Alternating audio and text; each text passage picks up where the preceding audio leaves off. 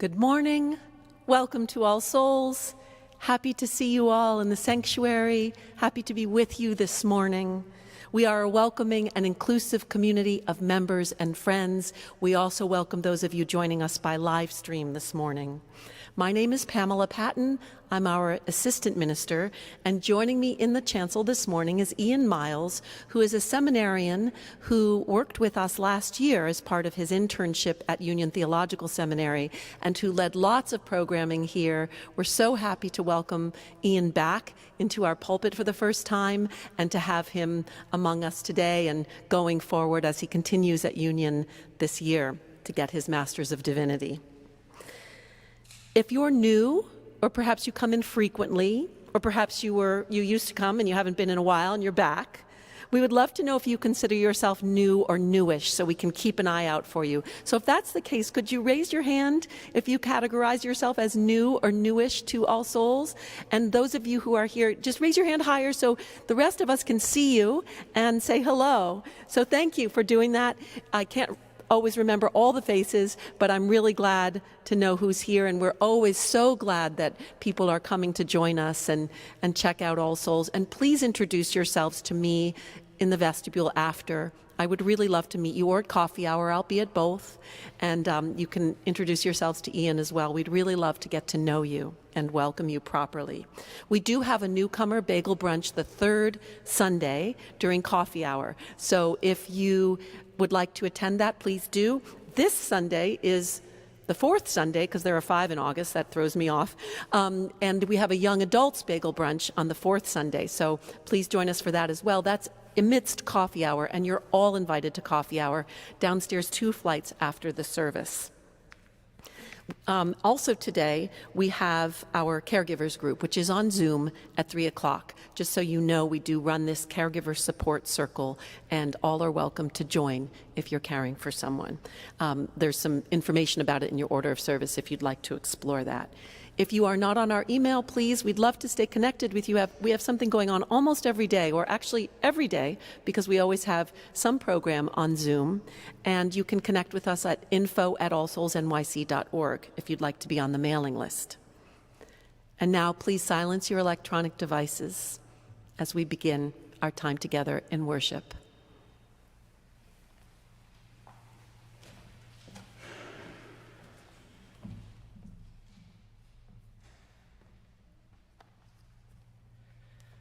For our opening words today, I have some words from John O'Donohue in his book Anam Cara, a book of Celtic wisdom. Okay. Is this a better?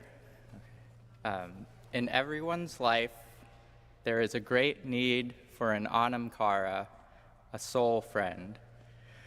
In this love, you are understood as you are without mask or pretension. The superficial and functional lies and half-truths of social acquaintance fall away, and you can be as you really are. Love allows understanding to dawn, and understanding is precious. When you are understood, you are at home. Understanding nourishes belonging. When you really feel understood, you feel free to release yourself into the trust and shelter of the other person's soul. This recognition is described in a beautiful line from Pablo Neruda. You are like nobody, since I love you. This art of love discloses the special and sacred identity of the other person. Love is the only light that can truly read the signature of the other person's individuality and soul. Love alone is literate in the world of origin. It can decipher identity and destiny. Consequently, love is anything but sentimental. In fact, it is the most real and creative form of human presence. Love is the threshold where divine and human presence ebb and flow into each other. All presence depends on consciousness. Where there is a depth of awareness, there is a reverence for presence. Where consciousness is dulled, distant, or blind, the presence grows faint and vanishes. Consequently, awareness is one of the greatest gifts you can bring to your friendship. Many people have an anamkara of whom they are not truly aware. Their lack of awareness cloaks the friend's presence and causes feelings of distance and absence. Sadly, it is often loss that awakens presence. By then, it is too late. It is wise to pray for the grace of recognition. Inspired by awareness, you may then discover beside you the anamkara of whom your longing has always dreamed. Now please join me in reciting the bond of union. In the freedom of the truth and in the spirit of love, we unite for the worship of God and the service of all.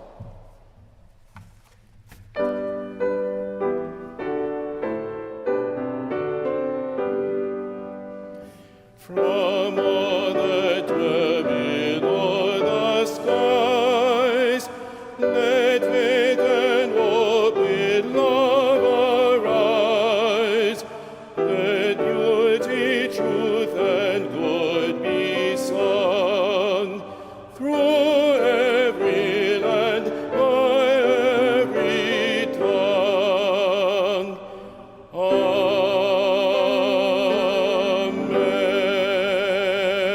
Amen. Our responsive reading this morning is by Robin Wall Kimmerer from the book Braiding Sweetgrass. Even a wounded world is feeding us.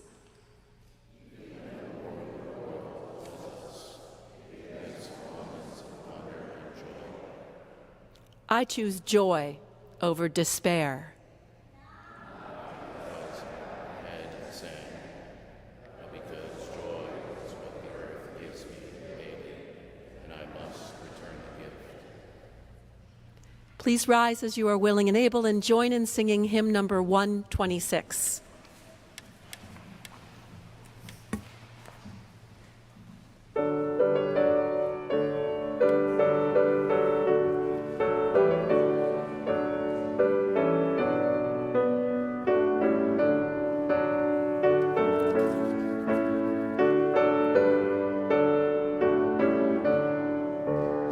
Come, the fount of every blessing, to our hearts to sing thy grace. Streams of mercy never ceasing, call for songs of loudest praise. While the hope of life's perfection fills our hearts with joy and love, teach us ever to be faithful. May we still thy goodness prove. Come, the fount of every vision, lift our eyes to what may come. See the lion and the young lamb dwell together in thy home.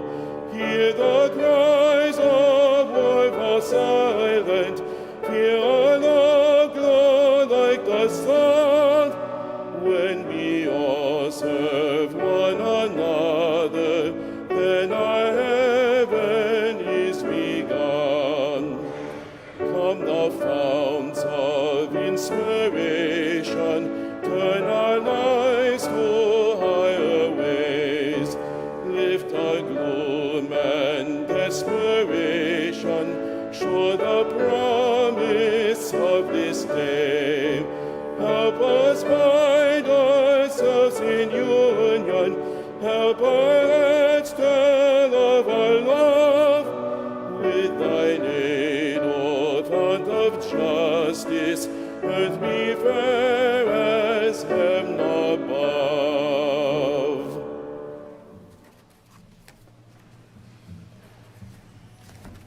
Our reading this morning is by Kate Johnson from her book, Radical Friendship. One of my favorite stories illustrating the importance of friendship and the possibilities of freedom within it, appears in the Upada Sutta, a record of conversation between the Buddha and his cousin and fellow monk, the Venerable Ananda. It begins with Ananda making this declaration: "This is fully half of the holy life, Lord. Admirable friendship, admirable companionship, admirable camaraderie."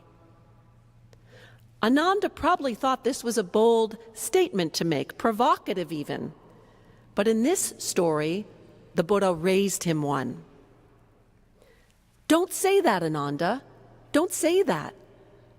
Admirable friendship, admirable companionship, admirable camaraderie is actually the whole of holy life. Oppression is fundamentally fragmenting. It stresses our capacity to connect with one another. And it keeps us so busy fighting to survive that we lack the time and the emotional bandwidth to sustain the friendships that we already have or to reach out and find new ones. So when I read the Buddha's assertion that admirable friendship is the whole of the holy life, I hear him saying that friendship is the medicine for the isolation we often feel within supremacist societies.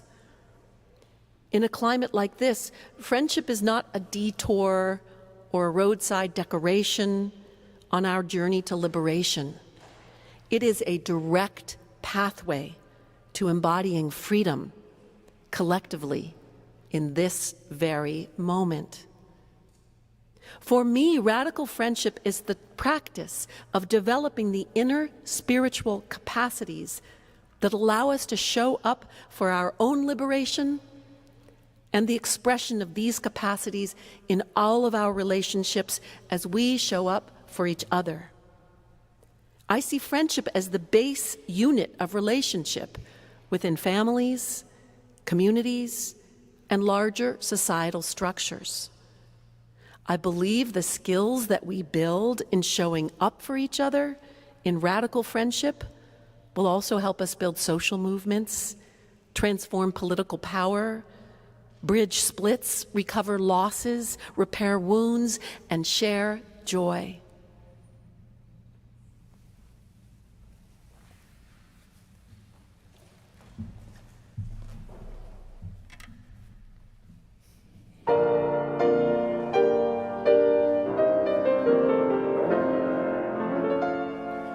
I love life, so I want to live and drink of life's fullness, take all it can give.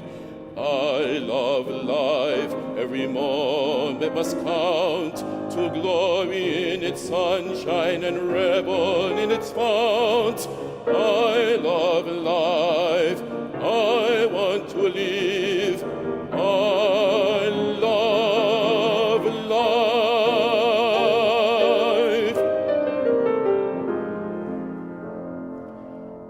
I love life, it holds me in its sway. My heart hears its music, a melody gladsome and gay. I love life, I'll have none of worldly strife. Oh, but to live, for to love. I love life, so I want to live and drink of life's fullness, take all it can give. I love life, every moment must count, to a glory in its sunshine and revel in its fount. I love life, I want to live, I love life.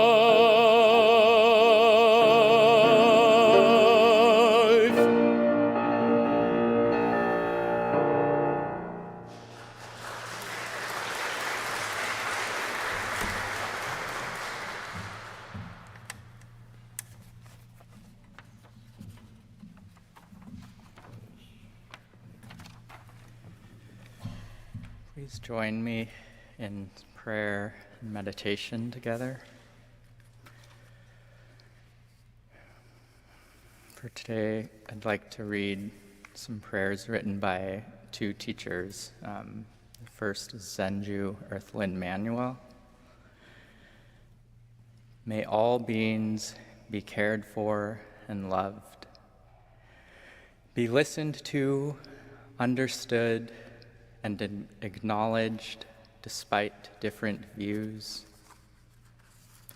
be accepted for who they are in this moment, be afforded patience, be allowed to live without fear of having their lives taken away or their bodies violated.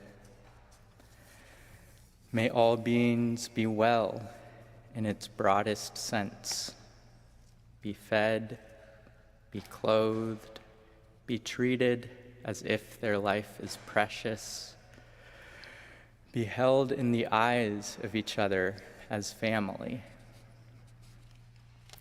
May all beings be appreciated, feel welcomed anywhere on the planet, be freed from acts of hatred and desperation, including war, poverty, slavery, and street crimes. Live on the planet housed and protected from harm. Be given what is needed to live fully without scarcity. Enjoy life, living without fear of one another. Be able to speak freely in a voice and mind of undeniable love. May all beings receive and share the gifts of life, be given time to rest, be still, and experience silence. May all beings be awake. And another blessing from John O'Donohue. May you be blessed with good friends. May you learn to be a good friend to yourself. May you be able to journey to that place in your soul where there is great love, warmth, feeling, and forgiveness. May this change you. May it transfigure that which is negative, distant, or cold within you.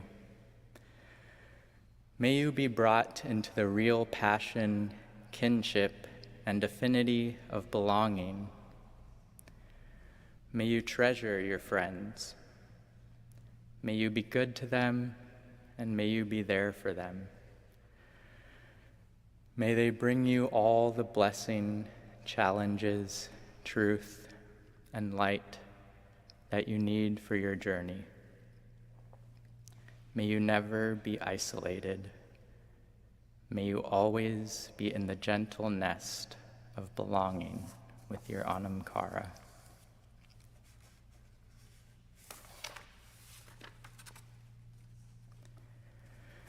Now please join me in hymn number 352.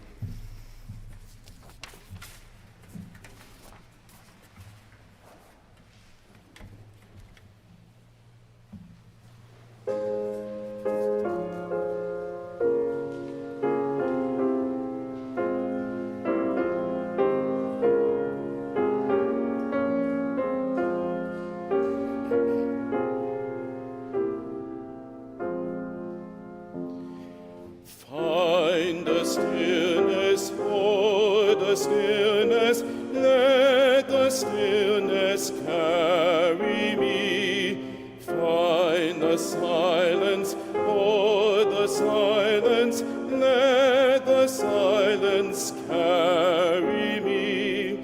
In the Spirit, by the Spirit, with the Spirit giving power, I will find true harmony.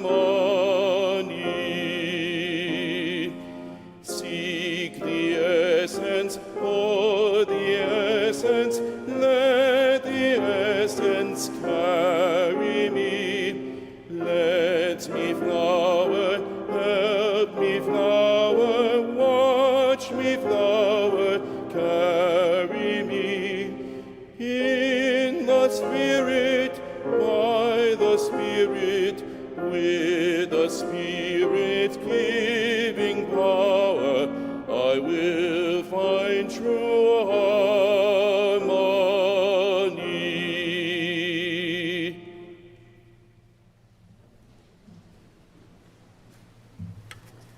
I neglected to acknowledge Nick and Peggy at the beginning of our service. We're so lucky to have Nick singing and Peggy playing piano for us today.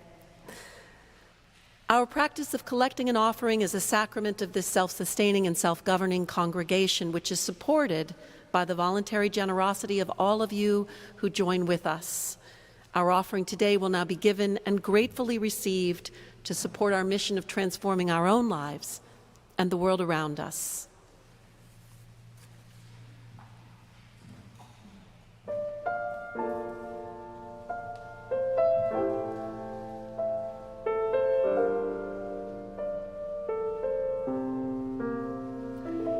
On a clear day, rise and look around you, and you'll see who you are.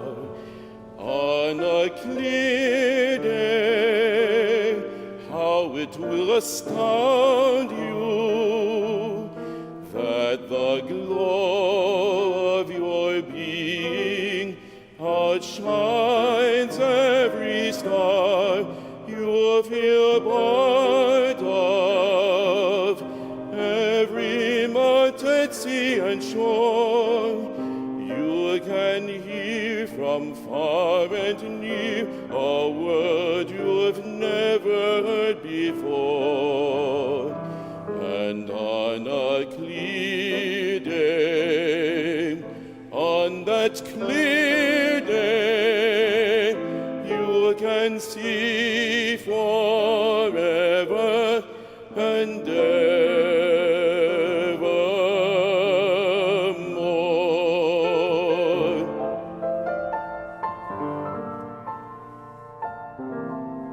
You feel part of every mountain, sea, and shore. You can hear from far and near a word you've never heard before. And on a clear day, on that clear day, you can see forever and ever and evermore.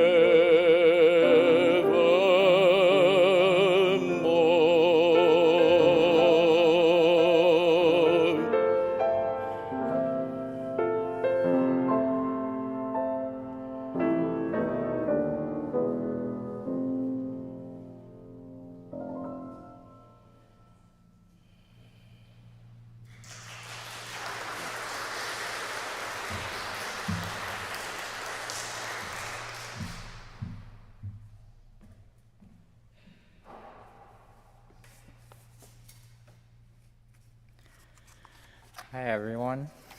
It's great to be here. It's good to see some familiar faces and some new ones as well. So I've got something to share.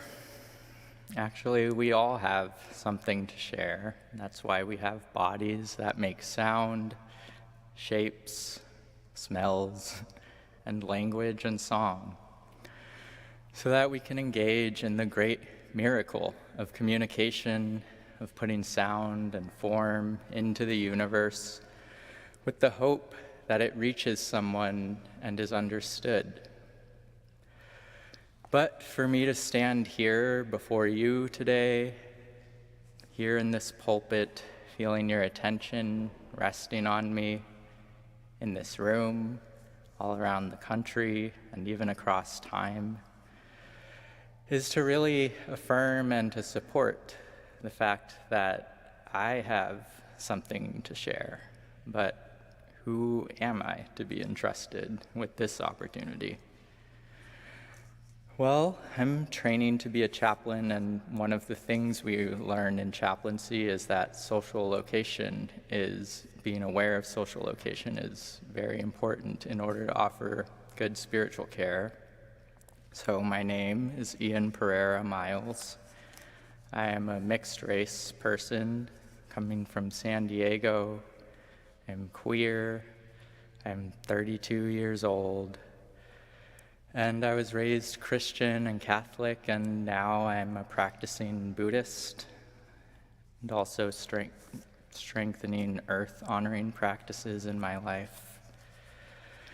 And I'm a student at Union Theological Seminary, where I study Buddhism and interreligious engagement with a concentration in chaplaincy. I interned here at All Souls last school year, offering spiritual care, meditations and mindful eatings, and some discussion groups, and I learned so much, grew significantly into my spiritual authority.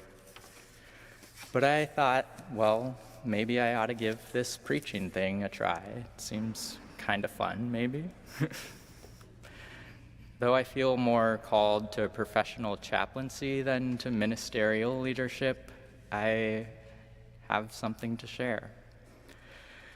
And chaplaincy is big on working on your growing edges, so this is probably the growingest of edges that I could take on. And if you can't tell, I'm a little bit nervous, but I don't get up to speak in front of crowds hardly ever. I didn't have to do this, but I want to.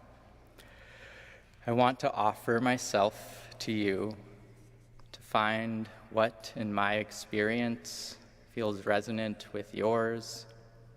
I want to offer myself in friendship. Because I both crave attention and I'm afraid to be fully seen and heard.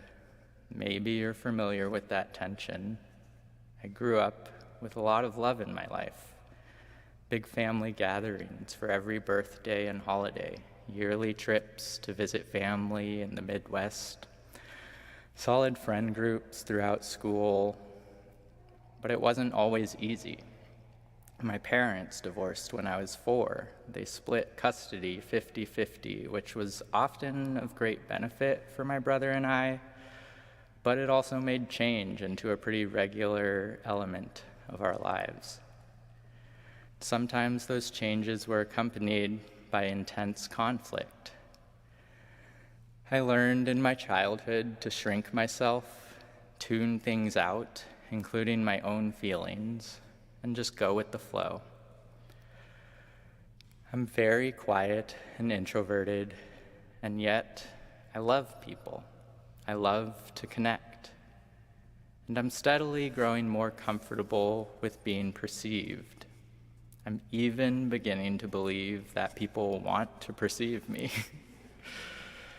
That's my big and likely lifelong growing edge, believing that my voice is important, recognizing that even when it's shaky and imperfect, it still matters.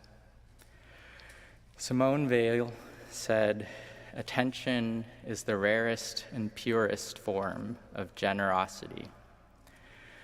It is given to very few minds to notice that things and beings exist. Since my childhood, I have not wanted anything else but to receive the complete revelation of this before dying."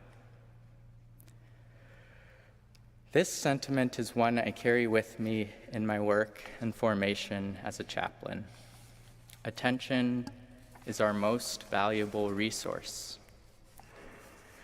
Having worked at a nursing home for 11 weeks this summer, I saw how people wither and despair when they aren't receiving the attention they need. And I saw how those who are able to receive loving attention are able to enjoy their life, even as they are surrounded by sorrow, even as they are in their quote-unquote dying days. And while the medical team may only have a few minutes to spend with each of their care recipients, chaplains get to come in and offer undivided attention. I believe we get to offer radical friendship to everyone we come across. As Kate Johnson said in our reading, radical friendship is the practice of developing the inner spiritual capacities that allow us to show up for our own liberation and the expression of these capacities in all of our relationships as we show up for each other. These inner spiritual capacities can look different for each person, and they shift throughout our lives. These days, I tend to gravitate towards metta, karuna, mudita, and upekkha, known together as the Brahma Viharas, or the boundless abodes, the sublime states, the four immeasurables. They are translated as loving kindness, compassion, resonant joy, and equanimity. I experience these qualities as states of the heart that by their boundless nature are available to all beings at all times. And it's a practice to be attentive to these capacities. Distractions are often keeping me from exuding loving kindness and equanimity every moment of every day.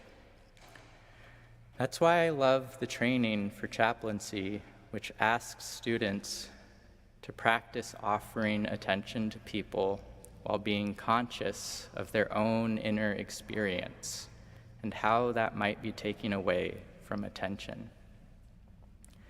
What is keeping me from showing up? I have to ask myself this question because the way I show up to myself and to everyone I encounter is the way that I impact this world. Am I showing up to every being I come across with a deep and genuine wish to practice the kind of friendship that frees us to be who we fully are? I've had periods of my life when I woke up every morning dreading the day ahead, and I spent days longing for the freedom of dreams. Even when I have had dear friends and strong communities, I could still experience this anguish, unconvinced that anything mattered, that anything I did was worthwhile. I could spend plenty of time on my own, but not with the intention of caring for myself, but rather as a means of hiding away from everything. I had to learn to befriend myself. I am learning to befriend myself. It's taken many years, lots of loving relationships, and I still have so much to learn. But right now, I feel more regularly attuned to my own needs and desires, and I listen to them. I feel gratitude for my conviction that responding to my own needs allows me to respond deeply to the world around me, and to do so from a place of boundless love. Whether it's in a moment of pause in the midst of preparing a meal, while 1,000 things are in need of attention, or in a stairwell between spiritual care visits, after someone has spilled their broken heart out before me, I have to afford some tender attention to myself. I have to take a breath to feel my heart. It feels like a small act of care, and it is, but it builds and it grows, and it helps me experience the interconnectedness of all beings. Thich Nhat Hanh speaks beautifully to this interconnectedness in his poem, Call Me by My True Names. He writes, I still arrive in order to laugh and to cry, to fear and to hope. The rhythm of my heart is the birth and death of all that is alive.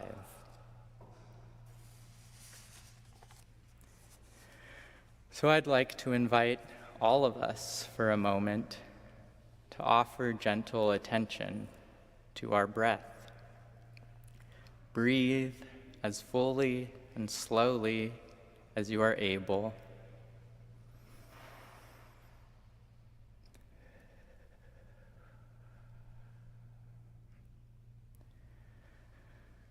Notice where in your body you might feel your breath's movement.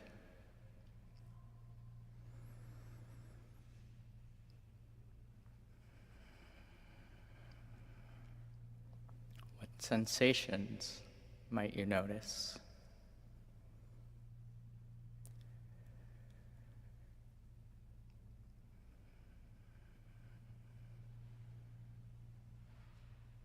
What thoughts might be coming up?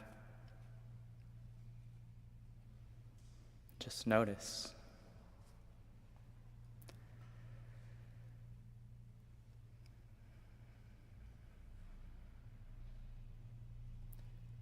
Can you feel your heart beating?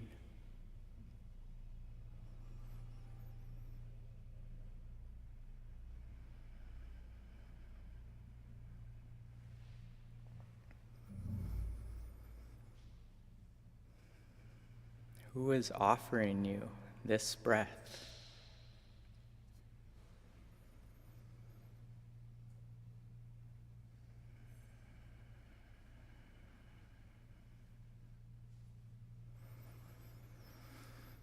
To whom do you offer this breath?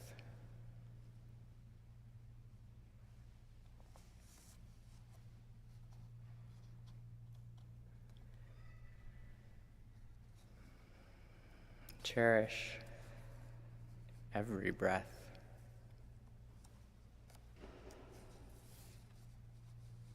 Thank you for your breath. I feel my breath as a practice of loving kindness. It is an extension of friendship between all beings. Every in-breath is a gift from other beings. Every out-breath is an offering that is accepted by other beings. To know this not just as a thought, but as an experience of our interrelated nature is, I hope, one path of many towards radical friendship, towards a friendship that frees us into our most aligned self, that we may know through our relationships with self and with others who it is that we truly are, day by day, breath by breath.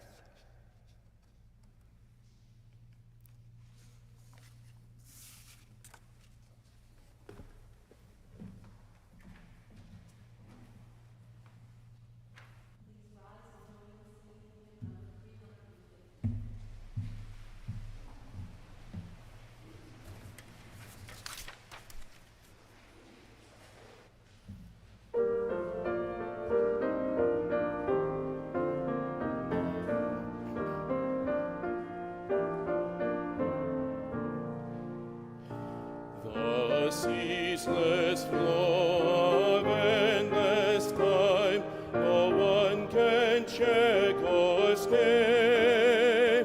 We'll view the past with no regret, no future with dismay. The present slips into the past and dream like melts away. The breaking of tomorrow's dawn begins anew today. The past and future ever meet in the eternal now, to make each day a thing complete shall be our new year vow.